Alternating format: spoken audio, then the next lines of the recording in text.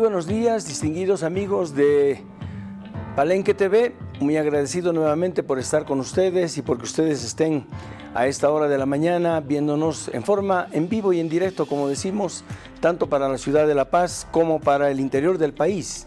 Es una satisfacción para nosotros y especialmente para mi persona poder a través de la pantalla hacer algunas sugerencias sobre lo que son las patologías del aparato locomotor. Habíamos tocado el anterior sábado, habíamos tocado los temas de las deformidades del pie, que lógicamente son deformidades que se las puede tratar, que se las puede corregir, que tienen tratamiento, pero es importante saber que en estas deformidades que habíamos tocado antes, como el pie plano, el pie cabo, el pie aducto, el pie inverso, el pie de calcáneo valgo, todas estas deformidades conllevan cierto tratamiento, cierta perseverancia en el tratamiento, especialmente por parte de los padres, que son los responsables de que estas deformidades no progresen, no se queden así, para darle una mejor vida al paciente, el bebé, al niño que nace con estas deformidades y que lógicamente en la edad que tienen todavía no tienen el concepto claro. Estamos viendo, por ejemplo, en esta diapositiva, estamos viendo cómo el pie está totalmente rotado hacia adentro, está mostrando prácticamente toda la planta del pie, está mostrando la deformidad que se produce en todos estos segmentos que constituyen el pie, el tobillo, la parte de los metatarsianos, la parte del talón.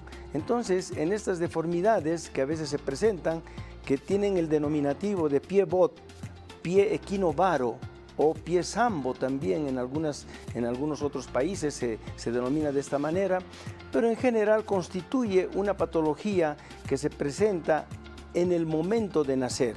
Es decir, en el momento en que el paciente o el bebé en este caso está naciendo y a veces tiene una presentación podálica, presenta los piecitos con esta deformidad y es cuando ya el pediatra, el neonatólogo, el mismo ginecólogo ya da un diagnóstico del pronóstico de este piecito, que lógicamente tiene que ser tratado en forma oportuna para poder corregir las deformidades a través de masajes, a través de dispositivos, vendajes inicialmente, para poder corregir en forma paulatina y en forma progresiva desde el momento del nacimiento.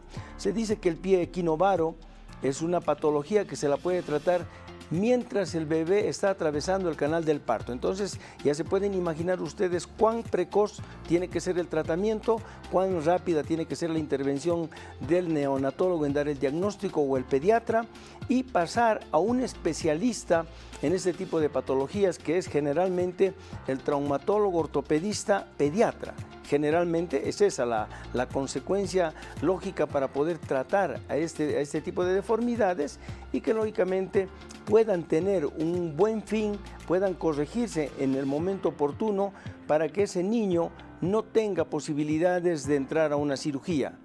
Hay que rescatar aquello que, siendo que el tratamiento es precoz, siendo que el tratamiento y el diagnóstico tiene que ser en forma casi inmediata, el tratamiento comienza en la sala de partos, comienza en el momento en que el bebé ha nacido y ahí ya se puede empezar a hacer las correcciones debidas. Hay que hacer hincapié en algunas, diríamos, consideraciones en cuanto a esta patología, que es el pie equinovaro, el pie bot o el pie sambo, que se llama. Hay pies de esta naturaleza que lastimosamente son rígidos y que son de difícil tratamiento, y a veces hay que llegar a una cierta posibilidad de hacer algunas correcciones de tipo quirúrgicas, como ser la elongación de los ligamentos, liberación de ligamentos a nivel del pie, liberación de elongaciones del tendón de Aquiles, para mejorar la condición, para mejorar, diríamos, la posición anatómica y fisiológica que tiene que tener el pie en relación al tobillo, en relación al eje de la pierna, y tener un pie plantígrado en el futuro. Son tratamientos un poquito largos, pero vuelvo a hacer hincapié en que mucho depende de que se dé el diagnóstico precoz, que no se deje a este bebé sin tratamiento y podamos hacer las correcciones debidas.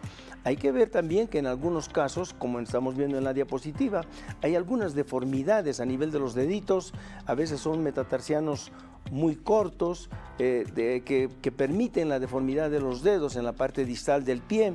Todas estas patologías pueden llegar a corregirse en forma oportuna y en forma consecuente, con masajes, con tratamientos adecuados, vendajes inicialmente, posteriormente de haber corregido en forma blanda, si el término vale, la deformidad en este caso, y de haber colocado vendajes inicialmente, ya se pueden tratar, diríamos, estas patologías con la aplicación de yesos o con férulas especialmente diseñadas y confeccionadas por el traumatólogo ortopedista, que es la persona más indicada para hacer el tratamiento y también es la persona más indicada para definir si el tratamiento tiene que seguir siendo conservador al cabo de 3, 4, 5 meses y posiblemente tenga que definirse la actitud quirúrgica como para poder corregir y liberar algunos tejidos para mejorar en esta edad, mejorar el pie, mejorar la relación del eje del pie en relación al tobillo y en relación a la pierna y tener un pie plantígrado. Eso es lo que se requiere, eso es lo que se necesita. En ese sentido es que el pie equinovaro, que es un pie que se presenta muy frecuentemente, es de presentación más frecuente en el varón que en la mujer, lo mismo que decíamos a nivel de las caderas, por ejemplo, la patología de las caderas es más frecuente en las mujercitas que en los varones. En este caso estamos viendo esta imagen donde se presenta un pie equinovaro, un pie sambo, un pie bot bilateral. Vean cómo los piecitos están totalmente rotados hacia adentro, mostrando la palma, es decir, la parte plantar, mejor dicho, hacia adentro, y en ese sentido es que el diagnóstico es más que categórico.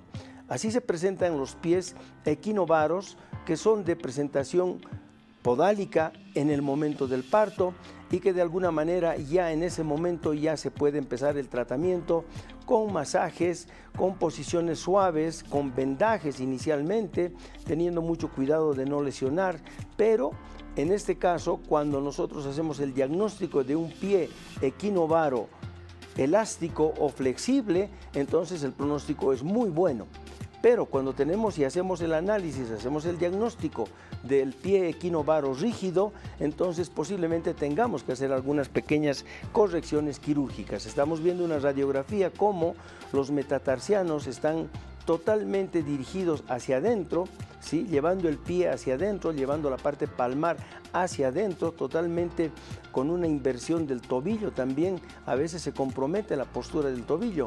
Entonces, esta patología, que es de tratamiento un poquito prolongado, pero que cede al tratamiento conservador, es bueno iniciar el tratamiento en la edad precoz, es decir, en la edad temprana. Decíamos, y vuelvo a reiterar, el pie equinovaro, el pie bot o el pie sambo que se llama, puede ser tratado desde el momento en que el bebé hace su aparición en forma podálica, es decir, cuando hace su presentación en el canal del parto y aparecen los piecitos o el pie. Entonces, en ese sentido es que ya se puede tener el diagnóstico, ya se puede hacer el tratamiento en forma inmediata para tener un pronóstico muy bueno en el tratamiento, en la corrección de esta patología que a veces afecta mucho, a veces es de presentación muy dramática porque los padres de alguna manera no imaginan, lógicamente uno nunca piensa de que su hijo o su hija podría tener esta patología.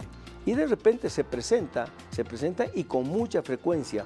Y decíamos, a la inversa de lo que es la patología de cadera, se presenta en el pie a través de esta deformidad que es más frecuente en los varones en este caso que en las mujercitas. Entonces, vale la pena recalcar que estos tratamientos, para que la gente pueda ver y pueda apreciar en el momento en que Dios quiera que no se les presente, se pueda tratar y se puedan tomar las cosas con calma y hacer que un especialista en traumatología y ortopedia pediátrica fundamentalmente haga el tratamiento adecuado y lleve el pie a la corrección adecuada, a la posición anatómica que tiene que tener el pie para tener un pie plantígrado. Caso contrario, si nosotros demoramos el tratamiento, si nosotros pensamos que esta patología se va a corregir por sí sola, no estamos haciendo otra cosa que retardar el tratamiento y que posiblemente este pie no tenga solución conservadora a través de los masajes, a través de los yesos que hay que cambiarlos periódicamente,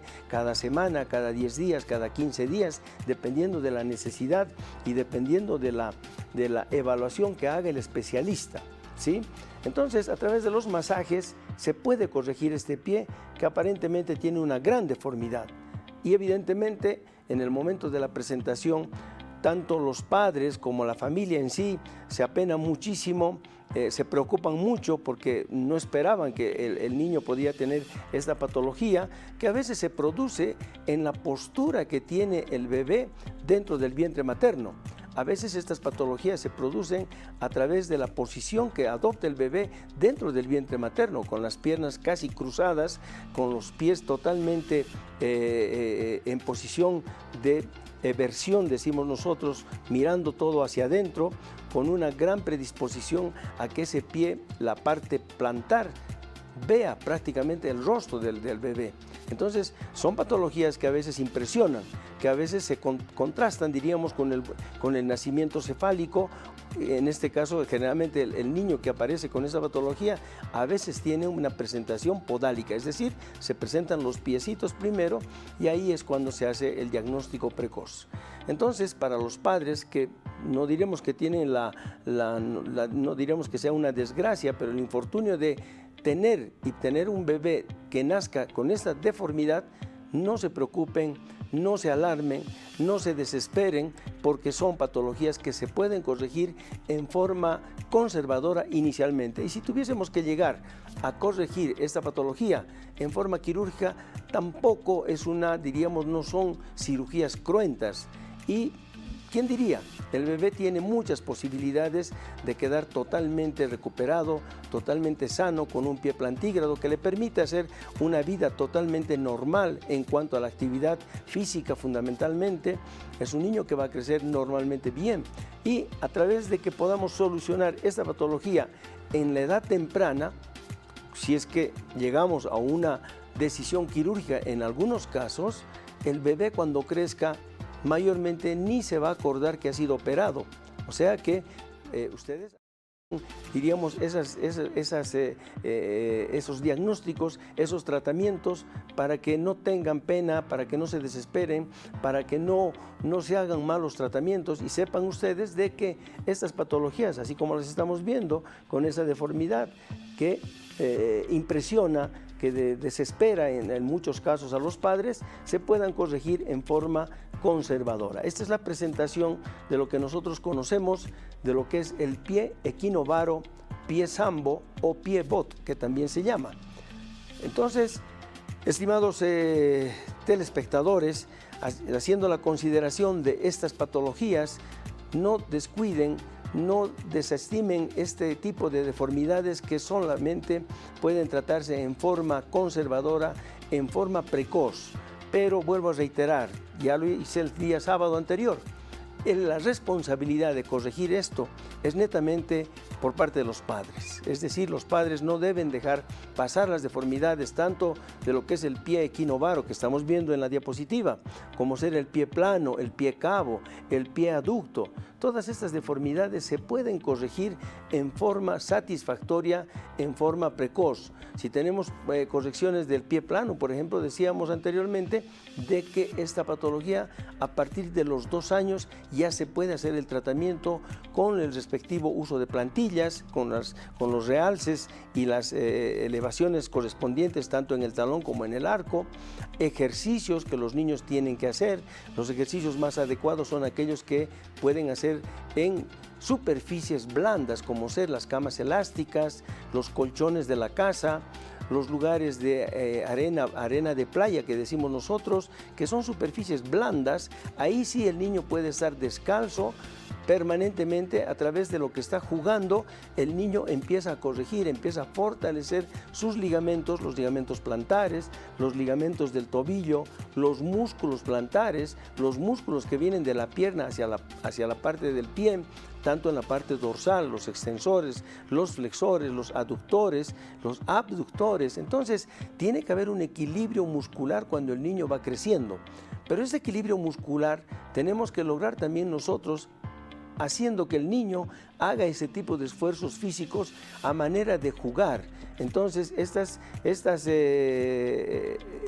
patologías se corrigen de esa manera, pero bajo la responsabilidad directa de los padres. Vean ustedes cómo en un pie Equinovaro que hemos nombrado anteriormente, estamos ya haciendo la utilización de la corrección un poquito más rígida, ya con yesos. Entonces estos yesos hay que cambiarlos cada semana, cada 10 días, cada 15 días y lógicamente este es el tratamiento conservador para evitar que el niño llegue a soluciones de tipo quirúrgicas que siempre son un riesgo, no dejan de ser un riesgo tanto para el especialista como para el niño, especialmente no deja de ser un riesgo. Entonces tenemos algunos dispositivos que también pueden corregir, como este tipo de separadores que vemos que están incluidos en los zapatos del bebé, corrigiendo la deformidad, llevando el piecito hacia afuera, ya manteniendo una cierta posición anatómica y fisiológica de lo que es el pie plantígrado, tratando de utilizar estos elementos, los zapatos que a veces son un poquito rígidos, es decir, todas estas deformidades a través del uso de yesos, de vendajes, de separadores, de correctores, de botitas de yeso, haciendo lógicamente las correcciones adecuadas, de alguna manera llevan al pie a una corrección, diríamos casi en un 90 a 100%. Esto nos permite pensar de que los niños que tienen esta patología, en esta edad, su sufrimiento, si el término vale, su sufrimiento no va a ser reconocido con el transcurso del tiempo. Es decir, el niño que tiene esta patología ni se va a acordar que ha tenido este problema. ¿Por qué? Porque se va a corregir casi en un 90 a 100% en forma funcional. Vean ustedes los diferentes tratamientos con vendajes inicialmente, correctores externos, vendajes correctores, manteniendo la posición de corrección, los yesos, las férulas. Todos estos dispositivos no solamente tienen que ser manejados por los padres o por los ortesistas, tienen que ser manejados por el ortopedista, por el especialista, porque también a través de estos vendajes podemos producir algunas lesiones superficiales en la piel, producir ampollas, producir algunas alteraciones de tipo circulatorias cuando hacemos compresión o cuando queremos de alguna manera forzar la posición anatómica, y entonces podemos corregir y sobrepasar, diríamos, la tolerancia que pueda tener el segmento y de repente producir lesiones que pueden ser desagradables en el bebé, incómodas. ¿Por qué? Porque una ampolla producida por estos aparatos de alguna manera pues va a producir dolor, va a producir molestias, y eso no es bueno. Por eso es que el tratamiento adecuado lo tiene que hacer un especialista, no solamente mandar al niño a un ortesista que le ponga el aparato, no. El aparato tiene que ponerlo el especialista, no el que ha hecho la confección del aparato, ¿sí? Tiene que hacer el especialista, tiene que darse el tiempo necesario para hacer el masaje correspondiente corrector, luego colocar el vendaje inicialmente en las primeras semanas, en los primeros días de nacido el bebé. Tienen que hacerse correcciones con vendajes inicialmente, bien acolchados en diferentes lugares para no producir las famosas ampollas o escaras de decúbito o escaras o las ampollas que llamamos nosotros, a través de los elementos rígidos, duros, que son estos para poder corregir las deformidades. Entonces, de eso siempre hay que tener cuidado, no hay que confiarse en que uno tiene que hacer la indicación para que el ortesista confeccione el aparato y mandarle al ortesista para que se lo ponga. Decididamente esto no es un buen procedimiento. Tiene que ser el especialista el que ordena la confección del aparato, el que hace el masaje, el que coloca el vendaje, el que coloca el acolchado necesario en el talón, en los maleolos, en la rodilla, donde se pueden producir este tipo de complicaciones que son leves pero molestosas para el niño, especialmente porque una ampolla, ¿a quién no le duele una ampolla producida por un zapato mal confeccionado o un zapato apretado? De repente uno tiene una ampolla y esa ampollita molesta, duele e incomoda. Lo mismo puede suceder con los bebés. Por eso es que la recomendación en ese sentido es que el especialista tiene que estar a cargo, hacer el seguimiento preciso, el seguimiento adecuado, el seguimiento del tratamiento que está haciendo, y este niño requiere que el especialista lo pueda ver cada semana, cada 10 días, para ir corrigiendo las deformidades cada vez más, para ir cambiando los soportes, para ir cambiando paulatinamente de un soporte, de una corrección de parte blanda, como ser los vendajes, pasar a un aparato un poquito más rígido, como ser el yeso. En el yeso también hay que tener cuidado, hay que hacer el yeso con las correcciones adecuadas y inicialmente pues este control minutado tiene que hacerlo el especialista cada semana, cada 10, cada 15 días, ir cambiando los vendajes, ir cambiando los yesos cuando se llega a esta etapa, hasta que el niño pueda tener diríamos, un pie ya totalmente corregido, un pie funcional, un pie fisiológico en cuanto a la parte plantígrada. Decimos plantígrada cuando el bebé ya tiene que pararse, porque a veces estos tratamientos son de 2, 3, 4, 5, 6 meses, sin llegar a la parte quirúrgica. Entonces, cuando ya tenemos algunas correcciones y lastimosamente no hemos podido corregir en un 100%, es cuando ya acudimos a la parte quirúrgica para liberar algunos ligamentos, liberar y elongar especialmente el tendón de Aquiles, que es el que puede de alguna manera determinar que el pie pueda quedar y estar en posición equina. Entonces, al elongar el tendón de Aquiles ya podemos tener una mejor corrección, una mejor liberación.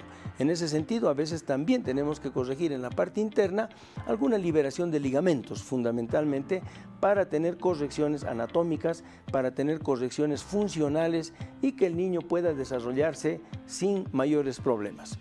Vamos a ir a una pausa en este momento para esperar algunos llamados de algunas inquietudes de algunas personas que hayan tenido y que hayan cursado o que puedan tener la inquietud de preguntar, de saber más sobre estas patologías, no solamente del pie equinovaro congénito, del pie bot o el pie sambo que se llama, sino también del pie plano, el pie cabo, el calcáneo valgo. Esas deformidades que a veces llegan a comprometer articulaciones ya un poco superiores. Por decir, comprometen el tobillo, pueden comprometer la rodilla, pueden comprometer la cadera, la postura de las rodillas. Muchas personas se preocupan cuando el niño tiene las rodillas hacia adentro o cuando el niño tiene las rodillas hacia afuera, que conocemos como un genu valgo cuando es hacia adentro y un genu varo cuando es hacia afuera. Entonces, todas estas patologías del pie pueden también desencadenar en niveles superiores ciertas deformidades que también son corregibles, pero que requieren un diagnóstico a través de la parte clínica, la parte semiológica y también la parte dinámica, que es la marcha. A través de la marcha también nosotros podemos detectar algunas deformidades que podemos seguir corrigiendo conforme el niño va creciendo. Estimamos que las patologías se pueden corregir hasta mucho antes de los 10 años. Por eso es que hay que tener cuidado de que algunas patologías, si no se corrigen en forma precoz en la primera etapa de la vida, en los primeros 2, 3, 4, 6 años, posiblemente la corrección sea un poco más difícil y tengamos que actuar ya con correctores más rígidos, con correcciones ya de tipo quirúrgicas y también inmovilizaciones un poquito más prolongadas. Por ese sentido es que hay que tener mucho cuidado en cuanto a estas deformidades y tratar de hacer el diagnóstico de la manera más inmediata o precoz. Volvemos enseguida para, como les digo, recibir algunas llamadas y algunas inquietudes que puedan tener los televidentes.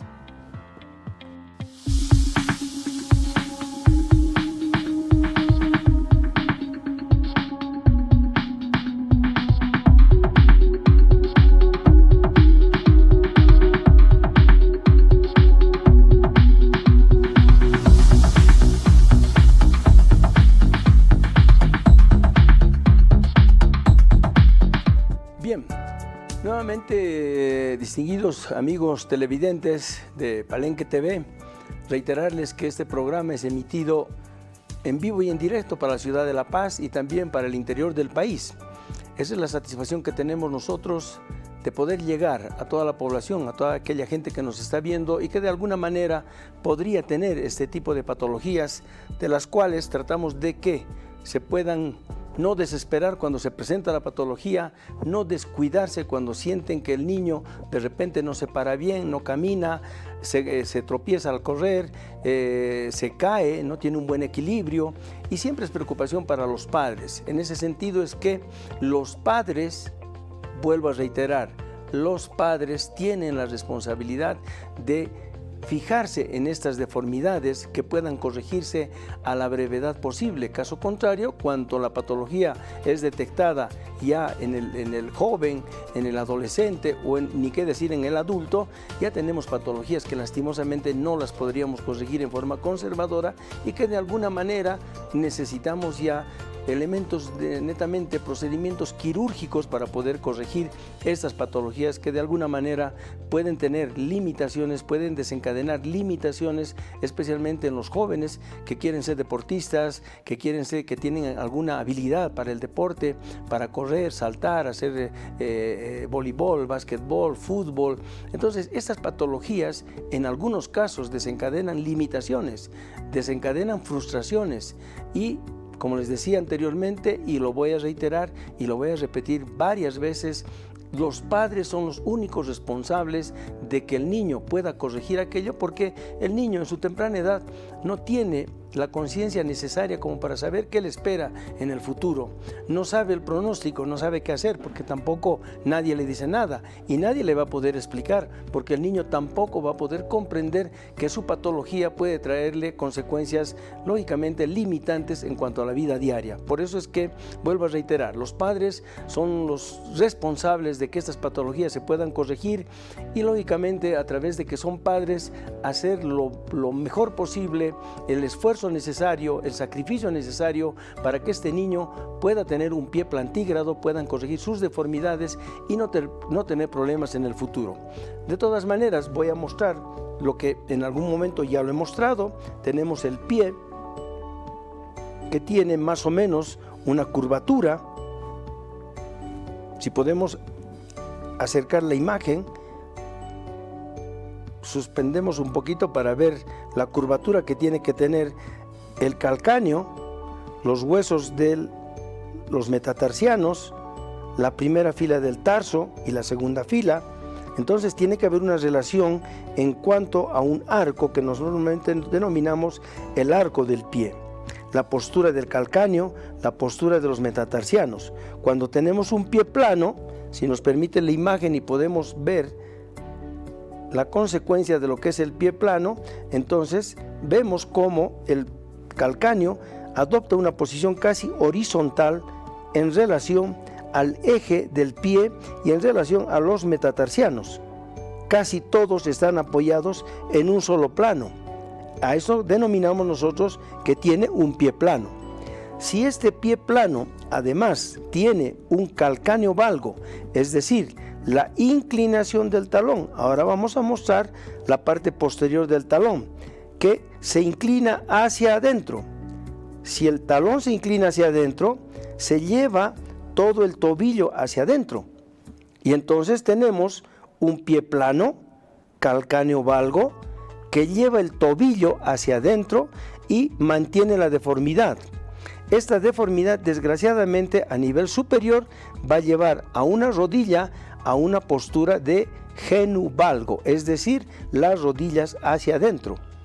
Entonces, si nosotros tenemos la oportunidad de corregir el pie en tanto a la desviación del calcáneo, la desviamos hacia afuera a través de un realce, ponemos un realce en el arco, entonces corregimos el arco, tal como estamos viendo, dinámicamente en la parte esquelética, y ahí sí tenemos un pie anatómicamente funcional, un pie plantígrado que va a tener la amortiguación necesaria. Vean cómo voy a hacer un movimiento en forma de cámara lenta para que ustedes puedan comprender que los ligamentos plantares, los músculos plantares ejercen como un resorte y como un amortiguador. Entonces vean esto, cómo cuando se apoya el pie se hunde, pero también tiene una resistencia.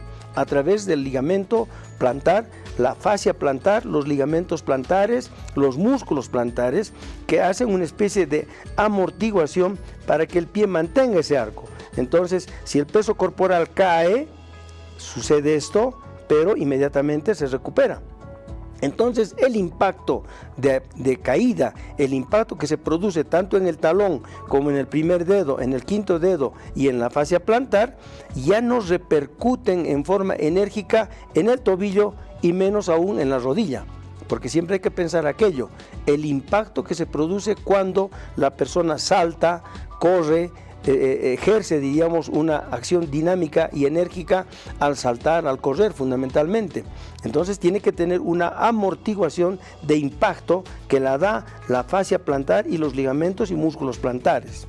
Esto se tiene que reducir a través de la parte cartilaginosa que tienen las articulaciones como en el tobillo, y en la rodilla fundamentalmente la absorción de impacto se la realiza a expensas de los meniscos que tenemos en la rodilla, para que no haya lesiones de tipo cartilaginosas.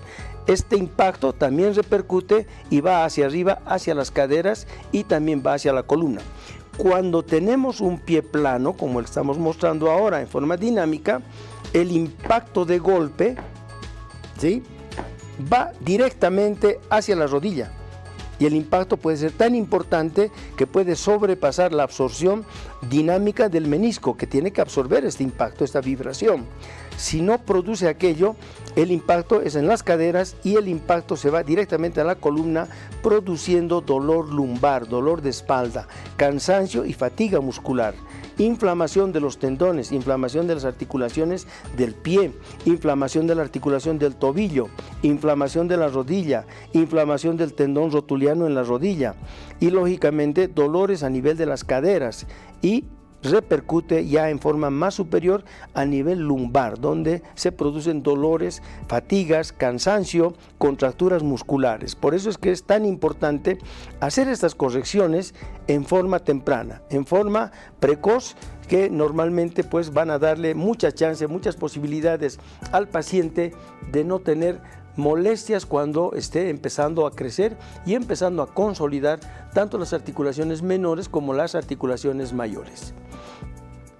Bueno, vamos a seguir con este tema de lo que es la responsabilidad de los padres. Como decía anteriormente, y vuelvo a reiterar, los padres, cuando ven estas deformidades, traten de acudir al especialista para ver por qué el niño se cansa, por qué el niño se queja de dolor en la pierna, por qué el niño se queja de dolor en la rodilla, por qué a veces despierta con dolor en las piernas, por qué a veces el niño se tropieza, no tiene estabilidad. Cuando van a veces al colegio o al lugar donde está el niño, de repente los profesores o los tutores que están a cargo de los niños les refieren a los padres, le dicen: su hijo se cae mucho, su hijo se cansa, su hijo no quiere correr, le duele su pierna, se queja de dolor.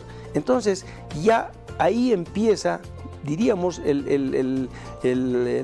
la inquietud de los padres, especialmente para ver qué es lo que está pasando con ese niño, si tiene pie plano, si tiene pie cabo, calcáneo valgo, si las rodillas están hacia adentro o están hacia afuera, si tiene algún déficit motor. Nosotros estos déficits, estas deformidades, las podemos detectar fácilmente a partir de los 2 años, especialmente en lo que respecta al funcionamiento equilibrado de los músculos de la pierna, de los músculos del pie, los músculos flexores, los músculos extensores, los músculos que llevan el pie hacia afuera, que llevan el pie hacia adentro. Tiene que haber un equilibrio para que el niño tenga un pie funcional. Entonces, por eso es que los niños difícilmente van a poder comprender estas patologías. Son los padres los que tienen que recibir la información necesaria, la explicación necesaria para solucionar a la brevedad posible en el tiempo preciso, que es a partir de los 2 años hasta los 4, hasta los 6, hasta los 8 años. Ya podemos tener un niño con un pie plantígrado, con un pie funcional, con un pie anatómico, que después le va a traer, diríamos, satisfacciones. ¿Por qué? Porque va a ser un niño que va a poder correr bien, no se va a caer, no se va a tropezar, no va a sentir dolores, no se va a quejar. Entonces es ahí cuando nosotros, los padres especialmente, de alguna manera tenemos que tener la satisfacción de haber hecho algo por un niño en el cual la responsabilidad prácticamente lo libera de toda responsabilidad.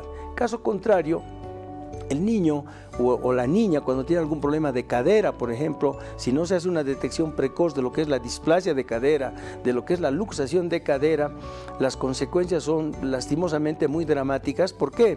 Porque son personas que les hacen bullying en el colegio, les ponen apodos, les hacen sentir, marcan las diferencias, los mismos profesores marcan las diferencias, y de ahí, de alguna manera, el pronóstico de una persona que tiene alguna deformidad, algún déficit, de alguna manera, es nomás una persona predispuesta a tener este tipo de diferenciación, este tipo de discriminación que a veces se produce muy frecuentemente en los colegios. Es por eso que nosotros, los padres, tenemos que tratar de evitar que el niño tenga estas deformidades, tenga estas patologías que, como decíamos anteriormente, son fácilmente corregibles, son de tipo tratamientos conservadores sin llegar a cirugías, y que de alguna manera solamente requieren la perseverancia de los padres. Los padres tienen que tienen que darle mucha dedicación, porque son los primeros años de vida, son los que van a determinar en el futuro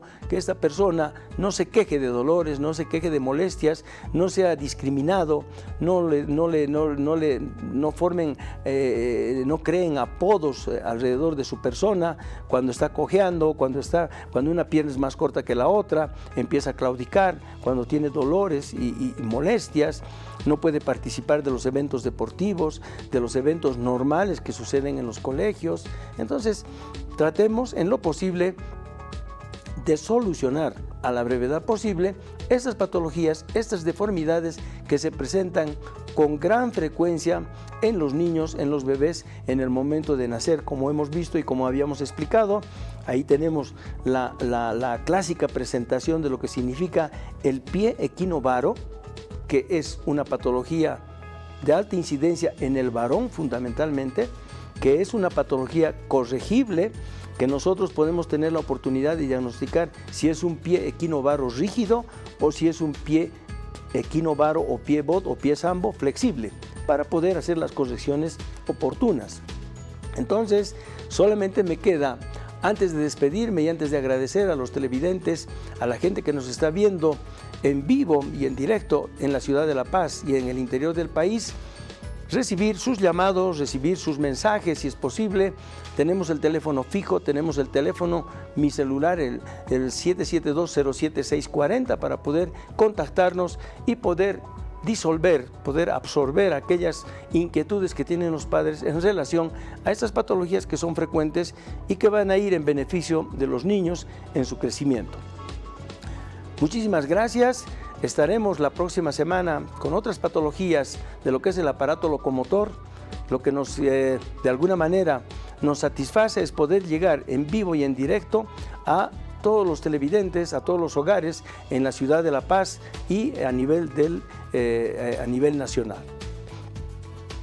Bien, vamos a ver si tenemos algún llamado, si tenemos algún mensaje, si tenemos alguna inquietud de parte de la gente que nos ha estado viendo. Y no solamente si es que tienen alguna inquietud sobre el tema que hemos tocado, tal vez si es que tienen alguna otra inquietud sobre lo que significan las patologías del aparato locomotor, de lo que es la parte esquelética, músculo-esquelética, que de alguna manera es mi especialidad, es la parte en la que he tratado de hacer mi formación profesional y lógicamente tratar de hacer las cosas de la mejor manera posible. Si tenemos algún llamado,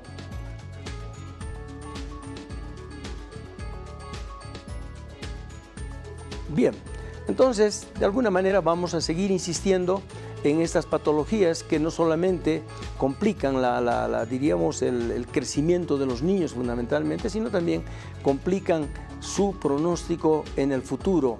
Decíamos que muchas deformidades en algunas personas causan limitaciones, causan discriminación, lastimosamente la vida es así en algunos casos, es difícil poder superar aquellas, diríamos, aquellas circunstancias para muchas personas, muy a pesar de que hoy en día ya no se habla tanto de discriminación porque ya hay artículos, hay reglamentos para contrarrestar lo que es la discriminación. Tenemos un llamado. Aló, doctor, buenos días. Buen día. Quisiera felicitarle por el programa, que es una gran ayuda para nosotros. Mi consulta es la siguiente. Si podría subir un poquito el volumen, por favor. ¿Hasta qué edad se puede corregir? Y a medida que pase el tiempo, ¿cómo puedo evitar, digamos, o tendría que usar alguna plantilla, algo así? Bien, decíamos que las correcciones, si estamos hablando del pie equinovaro, la corrección comienza, decíamos, en el momento del nacimiento. Al mismo día ya se pueden hacer masajes de la corrección para el pie equinovaro congénito o el pie bot o el pie sambo que se llama. Para las otras deformidades del pie valgo, pie plano, pie calcáneo, valgo y todo lo demás, lo mejor es empezar a partir de los 2 años.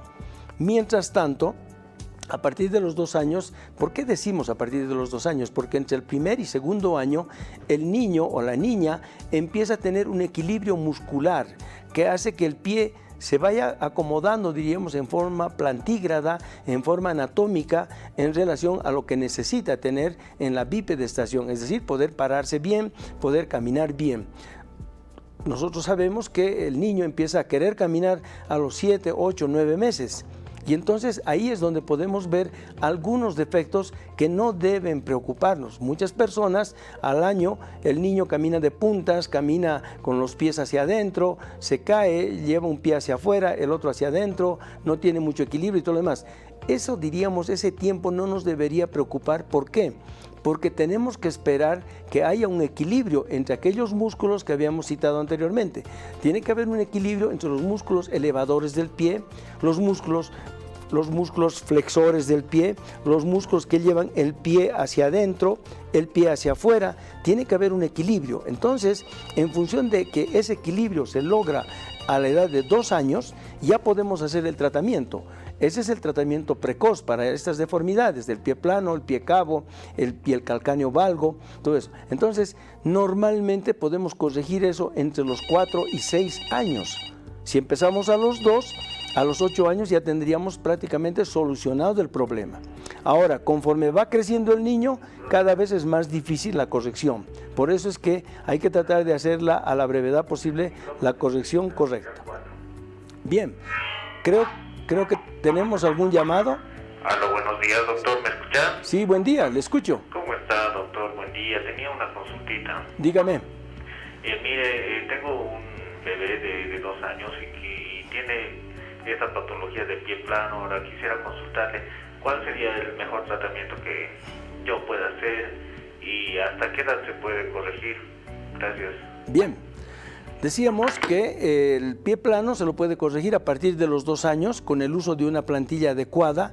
Generalmente la plantilla tiene que tener un realce en el arco y también tiene que tener un realce de apoyo en el talón para llevar el pie, el talón especialmente, hacia afuera, para tener un pie plantígrado. Es decir, para que no haya deformidades, a veces muchas plantillas vienen y solamente tienen el realce en el arco. Y sin embargo, el talón, que ya habíamos explicado anteriormente, está inclinado hacia adentro, llevando el tobillo hacia adentro. Estamos haciendo la corrección del arco, pero no estamos haciendo la corrección integral de lo que significa el pie plano.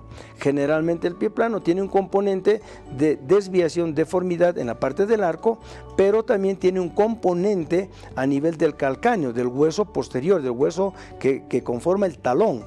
Entonces este huesito a veces está inclinado hacia adentro, llevando todo el tobillo hacia adentro. Entonces la mejor manera es hacer una plantilla que tenga y soporte el arco y también tenga un realce de declive en el talón para llevar el tobillo hacia afuera.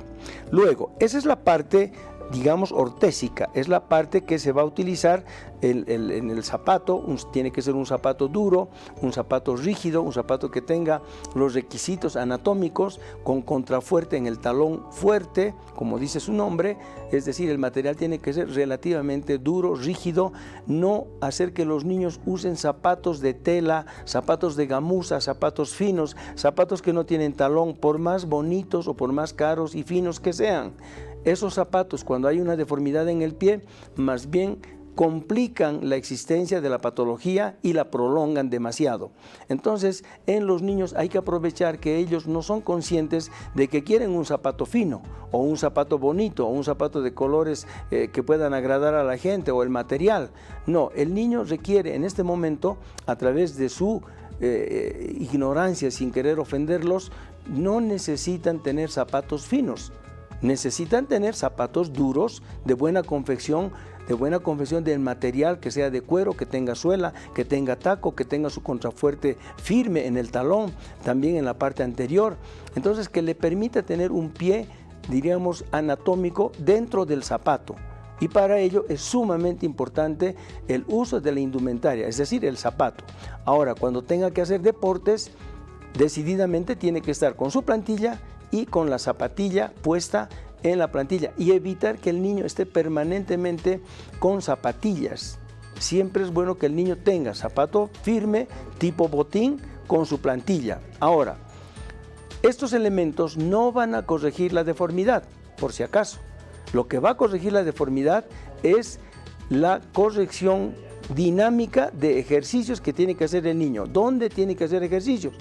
Ahí, ¿dónde tiene que estar descalzo? En los colchones de la casa, en las camas elásticas, en las camas de aire que hay en los parques y en los lugares donde hay arena de playa.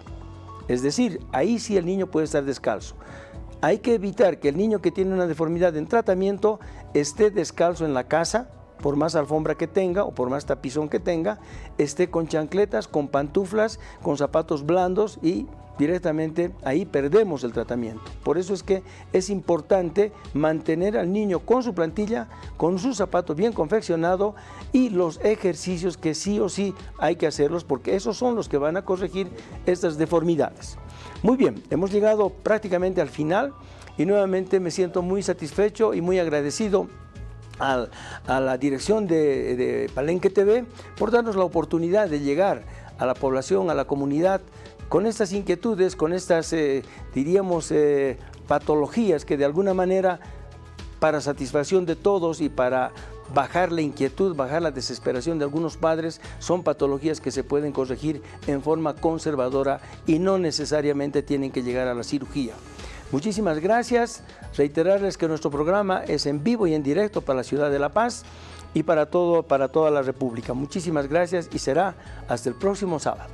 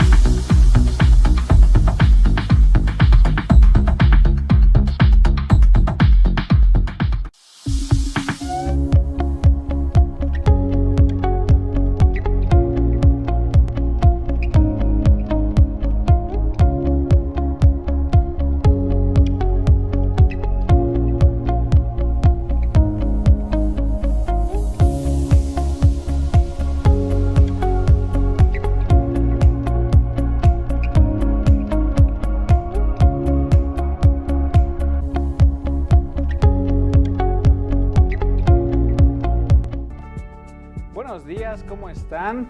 Sean bienvenidos a un sábado más con su programa Franja Médica, conjuntamente con Lex Artis. El día de hoy estamos muy felices de poder contar con una doctora que es especialista en pediatría, quien nos va a estar hablando de un tema muy importante que estoy seguro que a todos les va a encantar. Vamos a hablar acerca del crecimiento y desarrollo infantil. Les presento el día de hoy a nuestra querida doctora Paola Díaz. Doctora, ¿cómo está? Muy buenos días. Muy buenos días, doctor. Un gusto y un placer estar acá en el programa, pues siempre con el afán de poder dar la información necesaria a los papás y sobre todo con un tema que es tan relevante para el cuidado de nuestros pequeñitos del hogar. Es así. Bueno, recordar a toda nuestra querida teleaudiencia que estamos en vivo, así que vamos a estar atendiendo todas sus consultas, todas sus dudas acerca de este tema tan importante.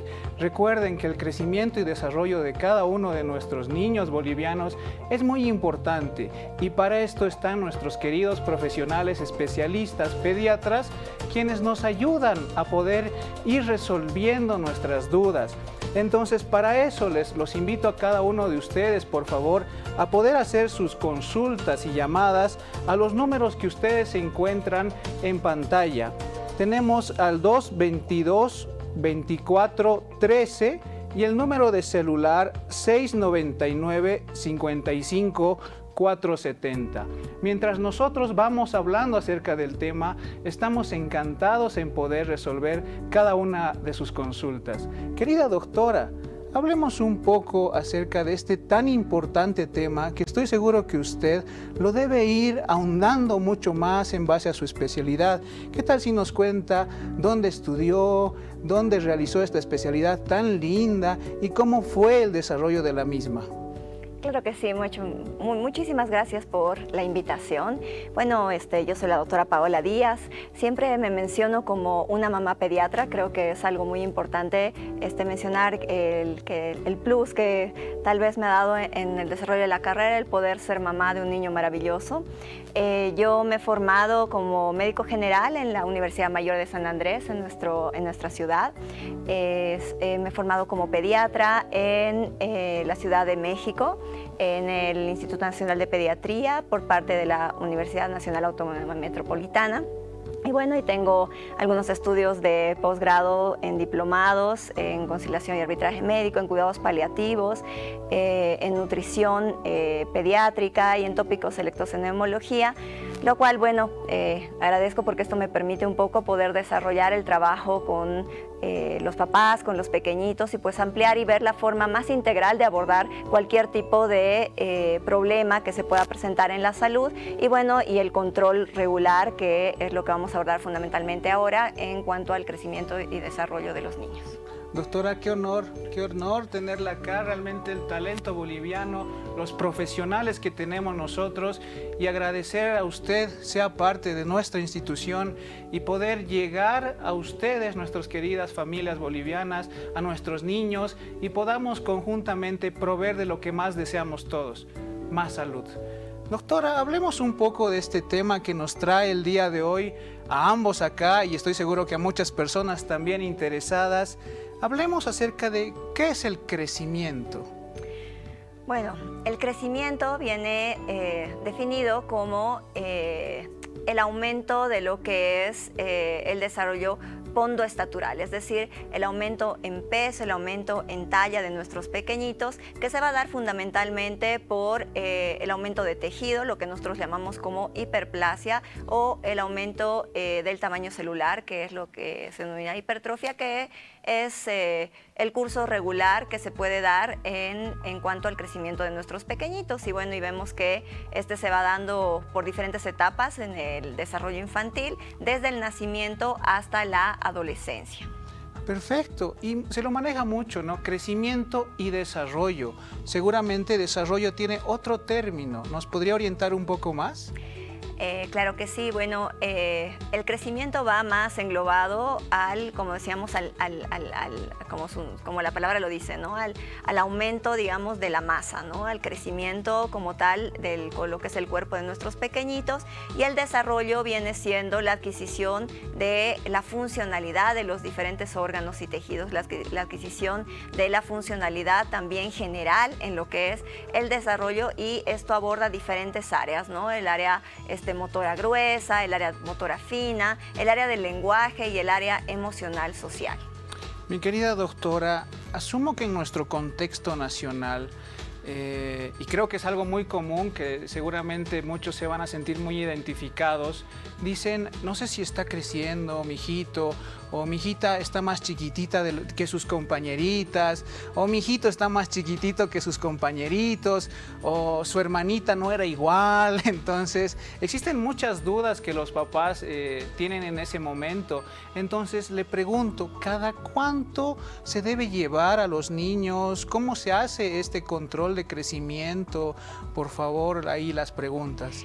Es una pregunta muy importante, sobre todo para los papás. Recordemos que en cuanto al crecimiento y desarrollo, pues tenemos factores que los determinan, ¿no? Factores genéticos, que eso es muy importante, ¿no? Si, por ejemplo, tenemos una familia en la que la talla blanco familiar es una talla más baja en relación al resto de la población, pues definitivamente la talla de nuestro pequeñito esperada no va a ser una talla alta, ¿no? Entonces, es importante que nosotros veamos ese factor genético. Hay factores también neuroendocrinos, ¿no? Que por eso es muy importante llevar a los niños a sus controles regulares para que nosotros podamos identificar si esta funcionalidad neuroendocrina, es decir, las señales hormonales, el desarrollo neurológico y todo esto se está llevando a cabo de una manera normal, adecuada para cada edad, ¿no? Y determinar si existe alguna falencia, por ejemplo, de alguna hormona. Vemos que el crecimiento está determinado por hormonas, por la hormona del crecimiento, por la hormona tiroidea, ¿no? Por las hormonas gonadotróficas, por ejemplo, en la etapa de la adolescencia o la pubertad, empiezan a desarrollar y son estos los que van a determinar un crecimiento adecuado. Además, son las que van a determinar el crecimiento adecuado de los diferentes órganos y sistemas, ¿no? O sea, vemos que cada órgano y sistema tiene un momento especial, ¿no? Es así que el desarrollo, por ejemplo, de todo lo que es la parte neurológica va a abordar un crecimiento súper acelerado los primeros 2 años, ¿no? En el que el desarrollo neurológico, pues, y lo vemos nosotros, ¿no? Con los diferentes alcances que van teniendo los pequeñitos, los primeros 2 años. O sea, es una etapa en la que la línea de crecimiento pues, es realmente muy acelerada, ¿no? Posteriormente, también lo que es el tejido genital o los órganos genitales, ¿no? Todo lo que es el desarrollo gonadal también va a tener un momento específico en el momento de la pubertad, ¿no? Que está comandado por las hormonas gonadotróficas, ¿no? Entonces, todo esto pues nos delimita que nosotros podamos tener un seguimiento adecuado en cuanto al crecimiento de nuestros pequeñitos, un seguimiento adecuado en cuanto al desarrollo, para ver que estén alcanzando una función adecuada. Y bueno, y el último factor que determina también el crecimiento y desarrollo de nuestros pequeños es el ambiente, ¿no? Definitivamente el ambiente, viendo factores como la nutrición, una nutrición adecuada, como el que tengan las condiciones adecuadas en el medio en el que se están desarrollando, ¿no? Es decir, condiciones de afecto, de un ambiente saludable, de un ambiente que los acoja, ¿no? El hecho de que tengan además al alcance las medidas hasta salubres necesarias, ¿no? El agua que esté potable, las medidas de luz, alcantarillado, todo esto, o sea, nos hace abordar una visión integral en cuanto al crecimiento y desarrollo de nuestros pequeños, no solamente viendo la parte biológica, sino incluso la parte emocional, social, que también son determinantes como factores ambientales para determinar un adecuado crecimiento de nuestros niños.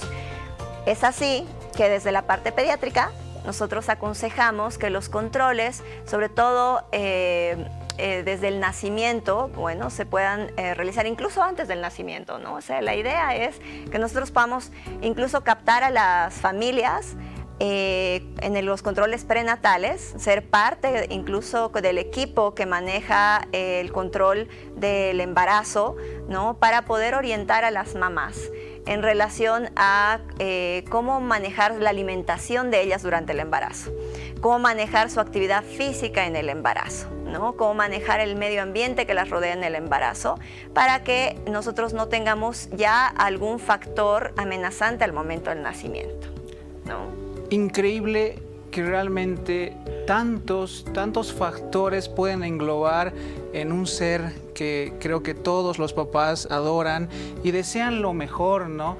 Entonces, mi querida doctora y queridos amigos, les reitero, estamos completamente en vivo acá en Palenque TV con su programa Franja Médica, conjuntamente con Lex Artis, y les reitero, pueden llamar y realizar sus consultas a los números que ustedes tienen en pantalla, el 222-41-3 y el 699-55-470.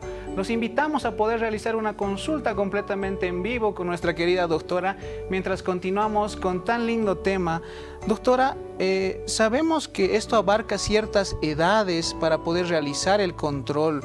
¿Nos podría orientar un poco más en qué edad tiene que acudir el niño, el adolescente para poder realizar su control de crecimiento y desarrollo? Claro que sí. Bueno, la pediatría es realmente maravillosa y me gusta mucho hablar de todas las edades que abarca, ¿no? Porque hablamos desde el momento cero, el momento del nacimiento, ¿no? Hasta la etapa de la adolescencia, que va pues captar todo lo que es el recién nacido, el lactante, el preescolar, el escolar y el adolescente, ¿no? Entonces, cada una de estas edades son muy significativas en cuanto a la determinación de crecimiento y desarrollo. Es recomendado que desde el nacimiento a la primera semana exista un primer control médico para poder determinar algunas características que pueden alterarse en esta primera semana de vida, ¿no? Y captar algunas también alteraciones que pueden haber en el crecimiento y desarrollo de nuestros pequeñitos. Sobre todo si hay algunos factores de riesgo al nacimiento, como la prematurez, un retardo de crecimiento intrauterino, es decir, que tengan un peso bajo al nacer, que sean más prematuros, más pequeñitos, que tengan una talla baja, que tengan una restricción de crecimiento por algún factor que ha habido durante el embarazo. La primera semana es muy clave y a partir de allí los controles deben ser mensuales, ¿no? O sea, cada mes hasta el año de edad se debe acudir, y esto es muy importante porque hacemos un control, como decíamos, de crecimiento, es decir, vemos cómo está el peso, la talla, midiéndola de forma adecuada, y también vemos que vayan alcanzando los hitos del desarrollo de acuerdo a la edad, ¿no?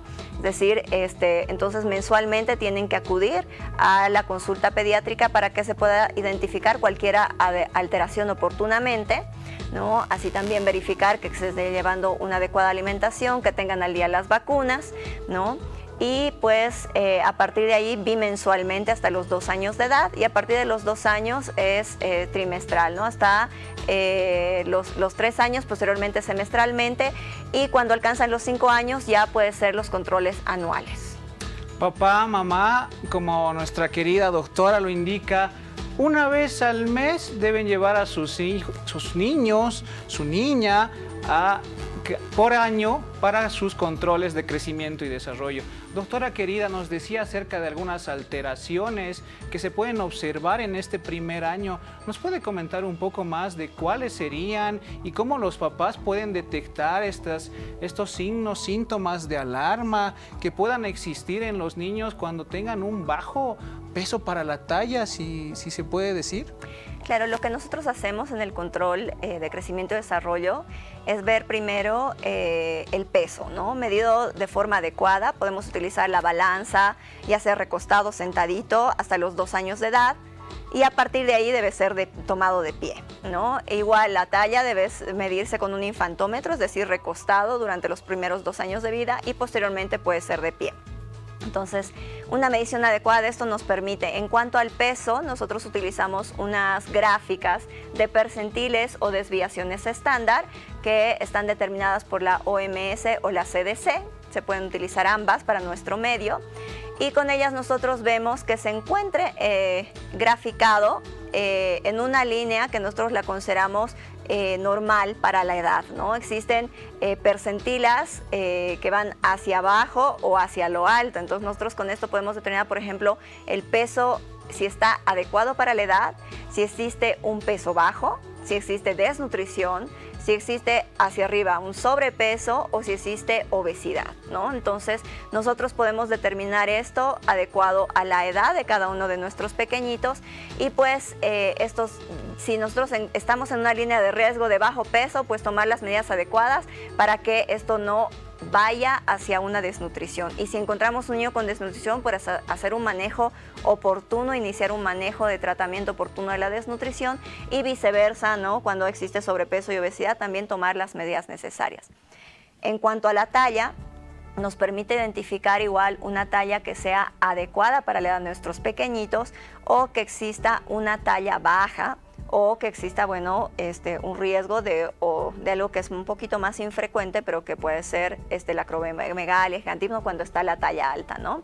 Pero cuando la tallita está baja, pues tenemos que ver diferentes factores, ¿no? O sea, ver, como decíamos, la talla blanco familiar, ver si es genéticamente, esto, o sea, se está determinado, ¿no? Si es también constitucional, ¿no? O si existe definitivamente algo que nos esté impidiendo que pueda existir una talla que se esté adecuando a lo normal para su edad, ¿no? Entonces, eso en cuanto al crecimiento. Y en cuanto al desarrollo, lo que nosotros evaluamos son, como decíamos, las 4 líneas del desarrollo, ¿no? El área motora gruesa, el área motora fina, el área emocional social y el área del lenguaje, acorde a cada edad, ¿no? Es así, por ejemplo, hablando, digamos, del área motora gruesa, ¿no? Sabemos que nuestros pequeñitos a los 3 meses ya deberían sostener la cabeza, ¿no? Más o menos entre los 6 y 7 meses deberían sentarse con apoyo. Posterior a esta edad, pues ya sentarse solos de los 7 a los 8 meses aproximadamente. Inician el gateo más o menos entre los 11 meses al año, y a partir del año de edad ya deberían empezar con lo que es la marcha, ¿no? Primero con apoyo y luego caminar solos, ¿no? Es importante que los papás tengan paciencia, que no comparen a sus niños, eso es súper importante, porque hay algunos que dicen, no, el primito, el hermanito ha caminado antes, entonces cada niño tiene su tiempo, su momento, pero es importante que los papás sí tengan paciencia, pero que también sepan que las edades aproximadas en las que deben cumplir estos hitos, ¿no? Están rondando entre estas edades que yo les comentaba, entonces para que tampoco tengamos un retardo en el desarrollo. Querida doctora, y eso lo vamos a tocar después del corte, sabemos que parte del crecimiento y desarrollo es lo del lenguaje, la parte cognitiva, la parte social, que es muy importante que tengan también nuestros niños, pero me gustaría pueda resolver tal vez una duda muy común que existe. Fuera del factor nutricional, que sabemos que es muy importante para el crecimiento de nuestros niños, ¿existen otros tipos de factores? Nos hablaba de hormonales, nos hablaba de algunos estudios que deben realizarse en nuestros niños. Se habla también que las vacunas, se tienen algún concepto, ¿no? que se necesita aclarar de parte de ustedes, los especialistas, afectan en el crecimiento de nuestros niños, afectan en su desarrollo, ya llegando al cognitivo. ¿Qué nos puede decir acerca de esa parte, doctora? Sí, yo creo que realmente, bueno, hablando de esto de las vacunas, estas han sido creencias que se han ido desarrollando y bueno, yo creo que ha sido un poco contraproducente justamente estos grupos antivacunas que han ido surgiendo, porque definitivamente se ha visto que no ha existido una relación directa que afecte, o sea, a través de las vacunas al desarrollo de nuestros pequeñitos. En algún momento se hablaba de algún compuesto, algún excipiente que acompañaba las vacunas que podía incluso crear el desarrollo de lo que es el trastorno del espectro autista. Se había creado, ¿no? O sea, se había formado una creencia más bien en relación a esto, pero varios estudios, y de hecho la persona que había comentado esto se retractó en relación a un estudio inicial que se había publicado, y pues si bien se presentaba, había esta creencia porque justamente se presentaban más datos característicos de un trastorno del espectro autista en las edades que tenían la relación con la administración de las vacunas, y que por esto se había creado un poquito la confusión en relación a este riesgo, ¿no? Pero se ha visto que no existe tal riesgo. Las vacunas en su totalidad, viendo pues los factores adversos que son muy leves que pueden producir, que están como la fiebre, un poco de malestar, ¿no? Pero que es totalmente transitorio, pues tienen beneficios mucho mayores en cuanto a la protección de enfermedades que realmente pueden causar enfermedades de gravedad que pueden llevar incluso a la mortalidad o a secuelas que puedan ser permanentes a lo largo de la vida, ¿no? Entonces, las vacunas están totalmente indicadas, ¿no? Bajo el control de efectos adversos que pueden presentarse, pero que de ninguna manera son persistentes, son permanentes o pueden quedar como alguna secuela importante en los pequeños. Mi querida doctora, ¿y qué otro factor puede generar una disminución en el crecimiento de nuestros niños que no sea el factor? Bueno, tenemos una llamada y continuamos charlando. Claro. Adelante, por favor. Aló, doctora, buenos días. Mis felicidades por el programa. Doctora, mire, yo tengo una sobrina de 4 años. Ella está con el peso que corresponde, la talla, pero tiene un pequeño problema que ya ella tiene 4 años y ella no puede hablar, o sea, no puede pronunciar bien las palabras. ¿Tendría que hacerse algún tratamiento o nosotros tendríamos que estimularle hablándole bien? Pese que lo hacemos hablándole bien, pero igualito no puede pronunciar las palabras y eso que este año ya va a entrar al prekinder, entonces a nosotros nos preocupa que no pueda comunicarse con la profesora y todo eso. ¿Tiene que ser algún tratamiento, doctora? Muchas gracias. Muchas gracias a usted y muchas gracias por la pregunta, ¿no? Realmente es algo frecuente, una consulta frecuente que nos hacen los papás. Y bueno, es importante que nosotros, cuando hablamos del desarrollo del lenguaje, veamos las características que pueden llevar a que no exista un desarrollo adecuado, ¿no? Primero tenemos que ver que la audición sea adecuada en nuestros pequeños. En algunos niños en los que se ha visto retardo en el desarrollo del lenguaje es porque pueden tener algún problema con la audición que no se ha identificado oportunamente. Entonces, eso es algo que sí se debe estudiar. Para esto se debe derivar a otorrinolaringología para que se puedan hacer los estudios necesarios y para ver que la funcionalidad en la audición sea la adecuada. Y si se descarta que existe una alteración en la audición, pues sí se debería manejar esto con fonoaudiología para ver que hayan terapias para el desarrollo del lenguaje. Sí es importante que nosotros promovamos la estimulación en la casa, definitivamente, para ver que este no sea un factor, ¿no? O sea, que no lo estemos estimulando adecuadamente, que no lo estemos hablando con un lenguaje adecuado, lo que comentaba la persona que nos ha hecho la llamada y la consulta. Es súper importante, pero también si persiste y se ha descartado que exista alguna alteración en la audición, es importante el acompañamiento por fonoaudiología para poder crear un plan, alguna terapia.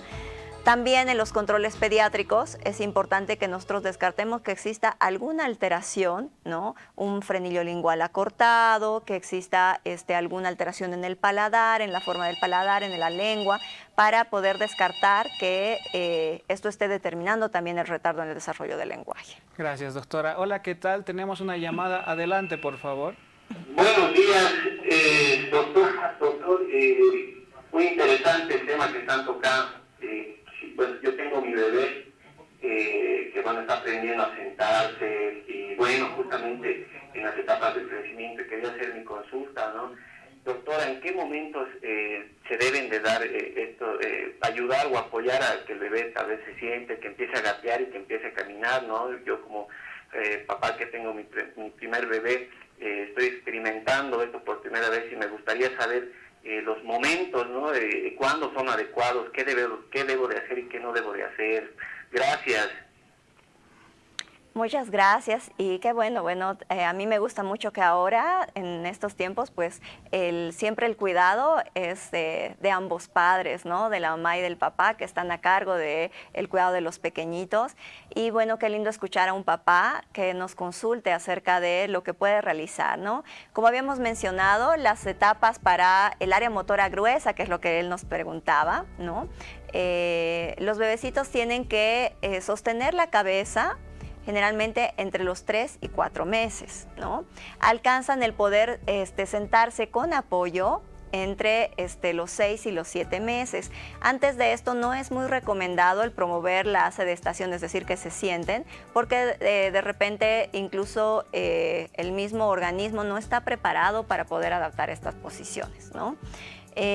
A partir más o menos de los 7 meses a los 8 meses ya se pueden sentar más bien sin apoyo, ¿no? Entonces, se debe tratar de vigilar esto y promover esto, y a partir de los 8 a los 11 meses generalmente ya están con la parte del gateo.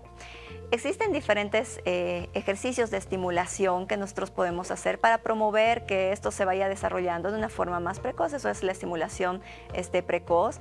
Para eso también hay ejercicios de fisioterapia que seguramente igual tal vez podemos tocarlos en alguna otra ocasión, pero por ejemplo, un ejemplo, ¿no? En cuanto al gateo, si nosotros ya estamos en las edades aptas para el gateo, los podemos poner de barriguita, ¿no? Estimularlos con algún juguete que les llame la atención, tocar los piecitos con las palmas de las manos para que ellos vayan empujando y vayan pues estimulando su motricidad. Así también, pues cuando ellos están queriendo adoptar la bipedestación, mantenerse de piecito o caminar, ¿no? Los podemos ayudar. Bueno, aquí refuerzo, está contraindicado el uso de andadores para promover la marcha, ¿no? Hay muchos riesgos en relación al uso de andadores y es mejor que nosotros promovamos, existen algunos aparatitos igual que nos ayudan para poderlos mantener de pie y que la mamá tampoco esté así como inclinada, que se recomienda mucho para ayudarlos un poquito con el desarrollo de la marcha, ¿no? Entonces, existen ahora diferentes dispositivos para poder ayudar a los papás para que podamos como estimular un poquito. Y bueno, y sí hay que quitar algunas creencias, algunas costumbres que teníamos, sobre todo anteriormente con el uso, por ejemplo, de esto de los andadores, que se ha visto que son contraproducentes en el desarrollo de la marcha. Excelente, mi querida doctora. Creo que estamos resolviendo muchas dudas que tiene toda nuestra querida teleaudiencia. Doctora, y ¿podríamos hablar un poco acerca del desarrollo del lenguaje? ¿Cómo es el proceso? Y nos decía acerca de algunos estímulos que podemos realizar. ¿Cuáles serían estos estímulos? ¿Cuándo se deben hacer?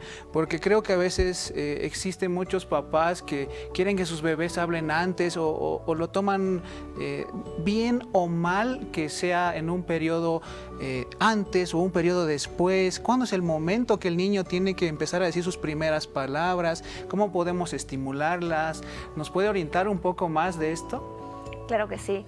Bueno, generalmente los pequeñitos a partir de los 6 meses empiezan con lo que son balbuceos, borboteos, ¿no? O sea, da, da, da, ta, ta, ta, ¿no? O sea, que son los sonidos que habitualmente nosotros escuchamos en los chiquititos. A partir de los 9 mesecitos generalmente ya empiezan con bisílabos, ¿no? Es decir, juntar 2 letras, ¿no? O sea, ta, ta, mamá, pero son generalmente bisílabos sueltos, que todavía no estructuran una palabra. Disculpas, doctora. Aló, tenemos una llamada. A ver, vamos adelante. Sí, buenos días. Soy María. Muchas gracias por el espacio. Doctora, quisiera preguntarle, tengo una niña que actualmente tiene casi 6 años y por el tema COVID las vacunas las dejamos en justamente el año. Hasta los 4 años, 3 años, ella tenía absolutamente todas las vacunas, pero por el tema COVID ya no fuimos a ponerle los refuerzos ni nada. Quería saber desde cuál tenemos que retomar o cómo se retoma este tema, por favor. Gracias. Muchas gracias, María, por la consulta.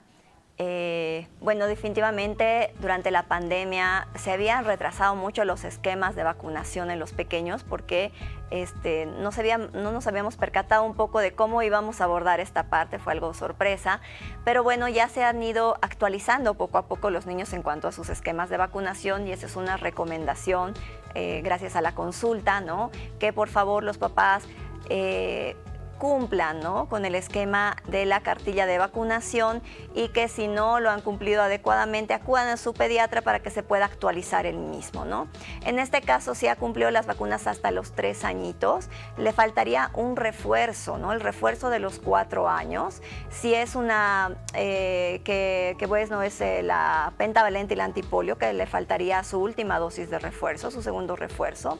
Recordemos que también la dosis de la vacuna antiinfluenza es estacional, es decir, que esta es anual hasta los 5 añitos, que todavía para esta tiene que acudir, que generalmente aparece en las épocas antes de la época de invierno, que es cuando existe mayor riesgo del desarrollo de esta enfermedad.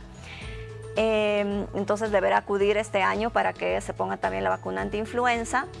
Y bueno, si es una niña que nos mencionaba ella, pues a los 9 años también la vacuna contra el virus papiloma humano, que ahora se ha añadido a lo que es la cartilla de vacunación. Y bueno, existen otras vacunas que son extra cartilla, que se pueden administrar de repente de forma privada, que no están dentro del esquema nacional, pero también se podría considerar la vacuna anti-hepatitis A y la vacuna anti-meningitis por meningococo, ¿no? Pero estas no son parte del esquema nacional, estas son de adquisición más de forma privada, existen en el medio, o sea, en nuestro país. Y estas también, o sea, podrían ser una opción en el caso de esta pequeña, pero sí es importante que acuda a su control pediátrico para que se pueda actualizar este refuerzo y estas vacunas que le había comentado. Muchas gracias, querida doctora. Bueno, tenemos otra llamada. Adelante, por favor. Buenos días. Buen día. Felicitaciones a Palenque TV. Doctorita, una consulta. Tengo una jovencita de 20 años que ha sufrido de pubertad precoz y el traumatólogo, me parece, ¿no?, que le dijo que ya está soldadito los huesos y que no desarrolla más. No sé si con fisioterapia, doctora, si habría algo ya novedoso para poder superar esta situación. Gracias. Bueno, me decía que tiene 20 años. Sí, 20 años. ¿No? 20 años. Bueno, ella ya no entra, digamos, en una edad pediátrica, ¿no? Esto ya correspondería a la parte de controles del adulto, ya sea por médico familiar o por medicina interna. Sin embargo, si ha tenido esto de la pubertad precoz, pues habría que ver por su edad, ¿no?, el alcance que pudiera haber para favorecer el crecimiento aún, ¿no? O sea, definitivamente la actividad física, la fisioterapia puede ayudar, pero existen otros factores ya en relación a las hormonas, al crecimiento, que se han debido ya llegar, porque ya está en una etapa de adultez, ¿no? En la que va a ser tal vez un poquito más complicado poder manejar tal vez un estímulo, pero para que usted tenga una información más clara, sí, la persona de la que me habla, la jovencita, debería acudir a su control por medicina familiar o medicina interna para que pueda tener un abordaje correcto. Bueno, una muy importante aclaración. Gracias, doctora.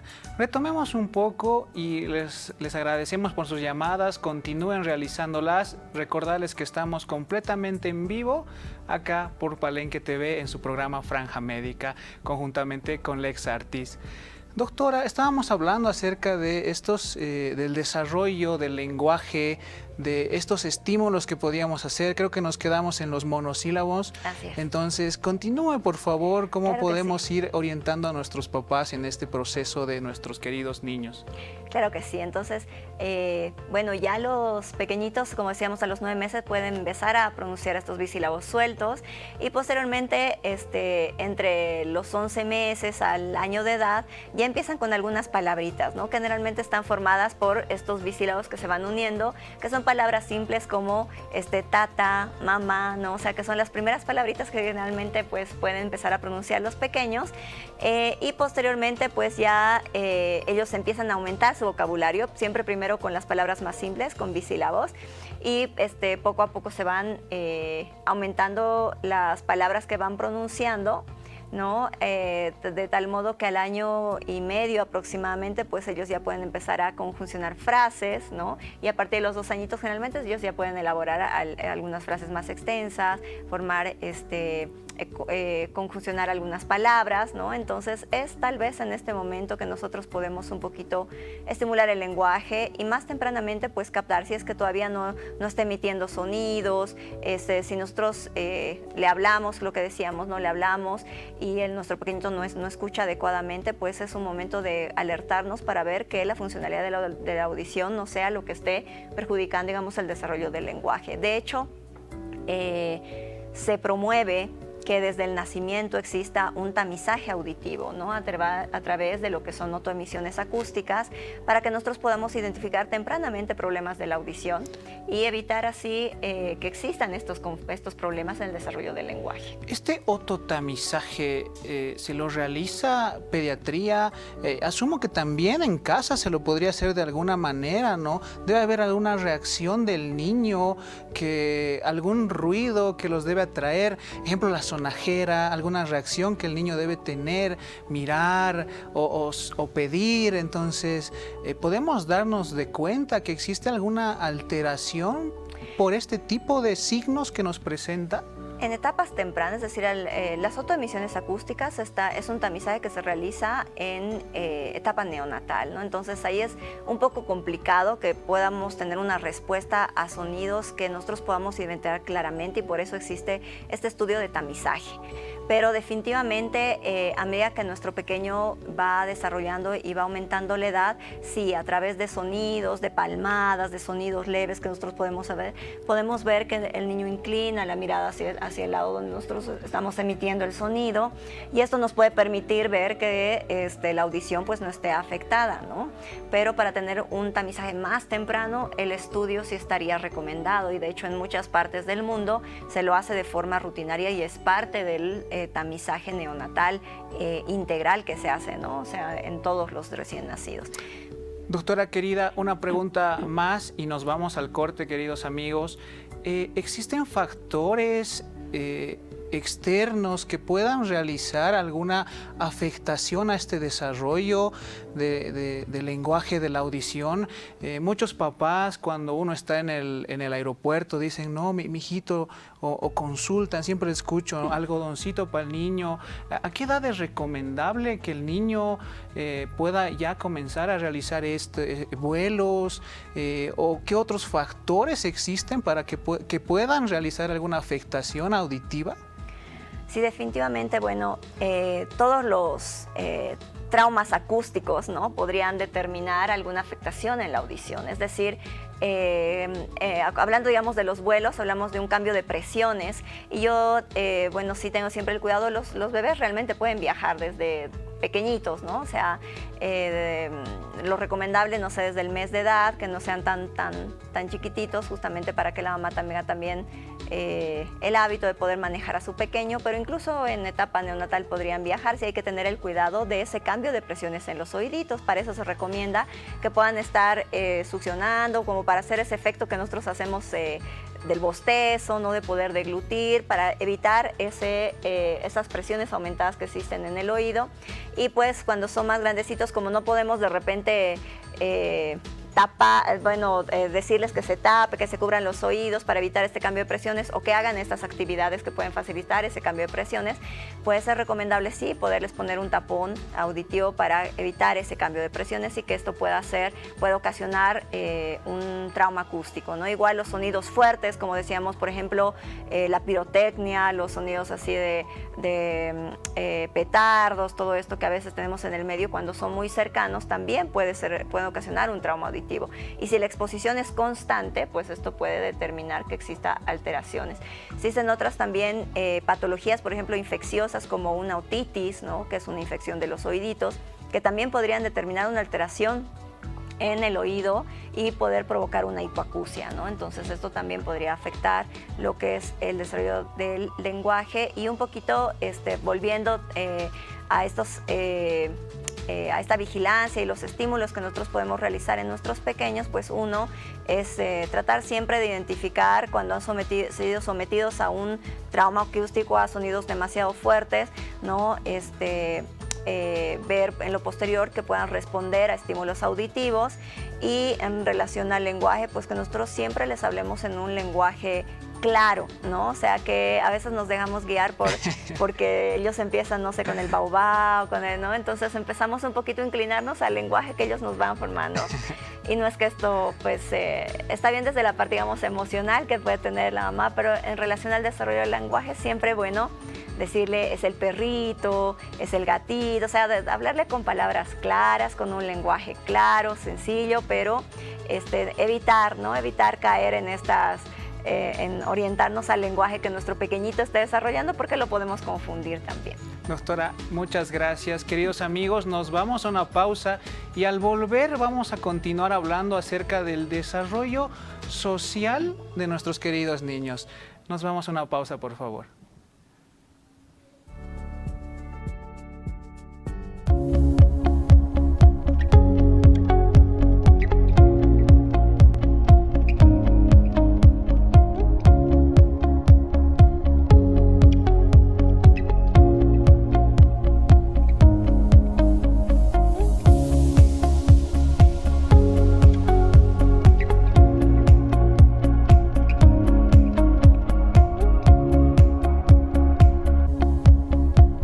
¿Cómo están a todos? Muy buenos días. Estamos acá en su programa Franja Médica en Palenque TV conjuntamente con Lex Artis, completamente en vivo para resolver sus dudas y cualquier consulta que tengan.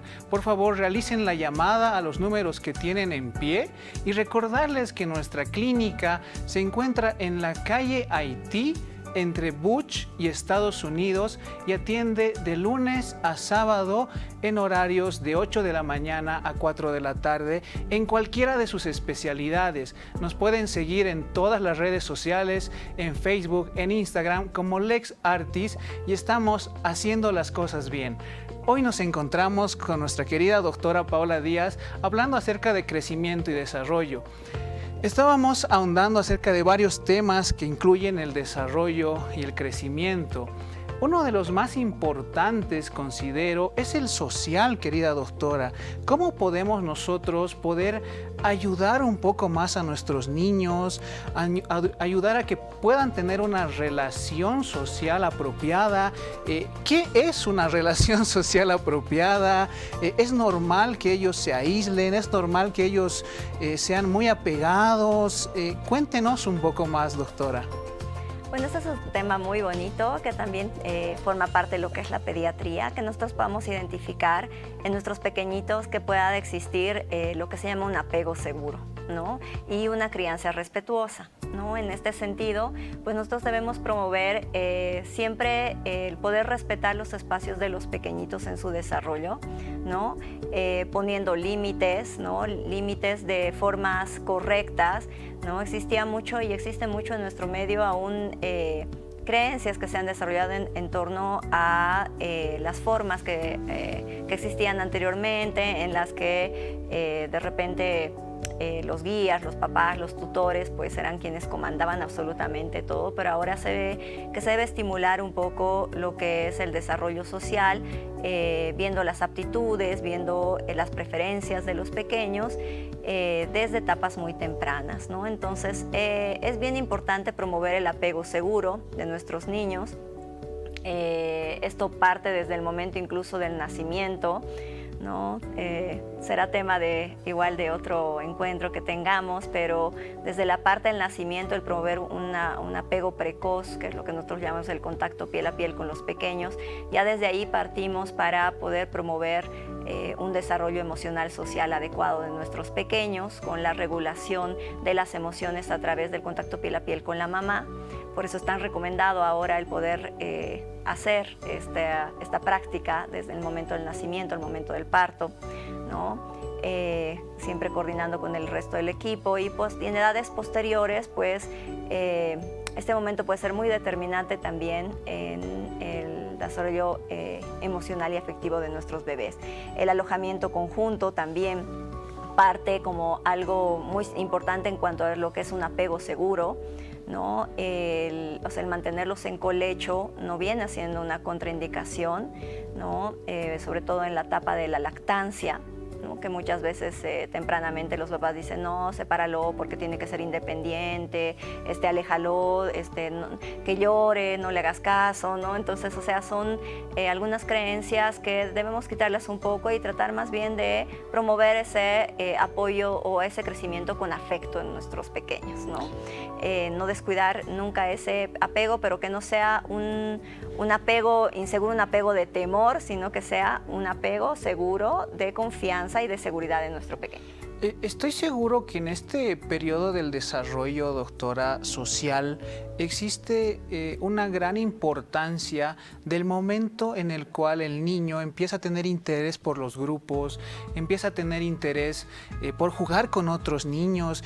Aseguro que existe un periodo, una edad en la cual usted nos pueda orientar que sea normal, que tal vez el niño no quiera jugar con otros niños y realmente comience a socializar un poco más.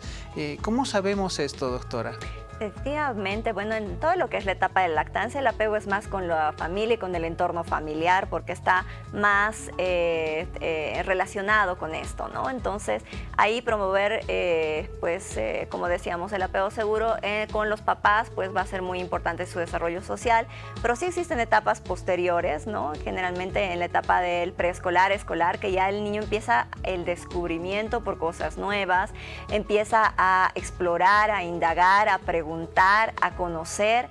Entonces, por eso decía que es bien importante respetar estos tiempos, estos espacios de los niños. Generalmente cuando ya empiezan en la relación con sus pares, con los niños que son ya de su edad, pues empiezan el juego, ¿no? Y a través del juego empiezan el descubrimiento, empiezan a conocerse entre ellos, a poder establecer diferentes tipos de relaciones, a conocer si alguien le ha dicho algo que pueda haberlo afectado, ¿no? Entonces es bien importante poder tener una guía, ¿no? En cuanto al desarrollo del preescolar, y en el escolar pues ya se va desprendiendo un poco más, ya el juego es más independiente. Es bueno también que los papás siempre tengan en cuenta que mientras el niño pueda hacer alguna actividad por sí solo, la debe realizar, ¿no? O sea que no debemos nosotros promover tal vez sobreproteger o tal vez realizar actividades que él ya pueda desarrollar, más bien tratar de fomentar que él pueda desarrollarlas de forma adecuada, enseñándole para que tenga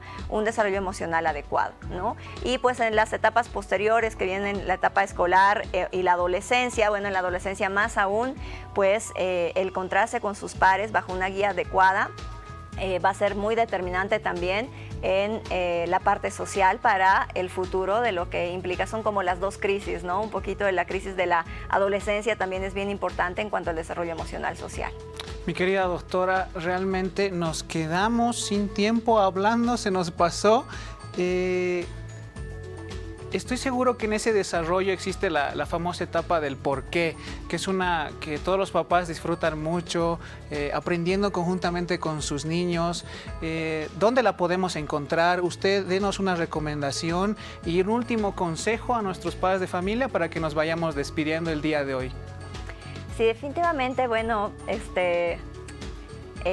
bien importante que nosotros aprendamos también junto con nuestros niños, que nosotros promovamos lo que es la atención, la crianza respetuosa, segura de nuestros pequeños, promoviendo siempre una salud integral que abarque todas las áreas del crecimiento y desarrollo de nuestros pequeños, no solo la parte física y biológica, sino también la parte emocional, social e incluso espiritual en muchos de los casos. Es importante que nosotros trabajemos en equipo, los papás, el equipo de salud y todos los promotores de la salud, como son también los maestros en la escuela, para que podamos identificar tempranamente y oportunamente cualquier alteración que pueda afectar a nuestros pequeños y pues hacer un manejo oportuno de las mismas, ¿no? Entonces, mi recomendación iría guiada a que los papás cumplan con los controles regulares de sus pequeños, cumplan con el cuidado de la salud de sus pequeños y bueno, que siempre traten de promover entornos saludables en la familia y en el entorno. Doctora, encantado de poder estar con usted. Estoy seguro que toda la teleaudiencia de igual manera, agradecerle por su tiempo, por su profesionalismo y por la calidad humana que usted tiene. Con ustedes la doctora Paola Díaz. La pueden encontrar en LexArtis, la pueden encontrar en también algún otro, su número de teléfono, doctora, por favor. Claro que sí, el número de teléfono es el 699-55701 y bueno, somos parte del equipo de LexArtis y también por alguna charla que nosotros damos a través del Facebook, Una Mamá Pediatra y CAL Consultorio Pediátrico. Muchas gracias a todos, que tengan un feliz fin de semana y con ustedes LexArtis haciendo las cosas bien.